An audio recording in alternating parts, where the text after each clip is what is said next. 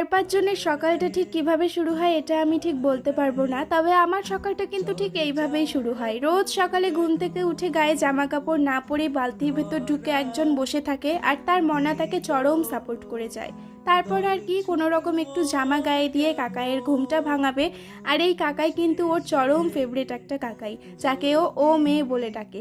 আর এই ও মেয়ে বলার পেছনে কিন্তু একটা বিশাল বড় হিস্ট্রি রয়েছে, সেটা যদি আপনারা জানতে চান তাহলে কিন্তু কমেন্টে লিখে জানাবেন। এরপরে আমি মেয়েকে কোনো রকমে টেনে হিচড়ে নিয়ে গিয়ে স্নানটা করিয়ে নতুন জামা কাপড় পরিয়ে একটা ডিসেন্ট লুক দেওয়ার চেষ্টা করলাম, কিন্তু তা তো আর ওর মধ্যে মানায় না, ও এই চঞ্চলের মধ্যেই সীমাবদ্ধ। তারপরে আর কি ওকে একটা বোতলের মধ্যে জল দিলাম। এবার ওর এতগুলো বোতল চারিদিকে ছড়িয়ে ছিটিয়ে রয়েছে, কিন্তু সব বোতলের মধ্যে নীল আর গোলাপি বোতলটাই ওর একেবারে পছন্দের একটা বোতল। ওয়েদারটা ভীষণ গরম, ভীষণ বাজে, আর একটুও বৃষ্টি নেই, তাই জল খাওয়াটা খুব ইম্পর্টেন্ট, কিন্তু ওর তো এই গোলাপি বোতল পছন্দ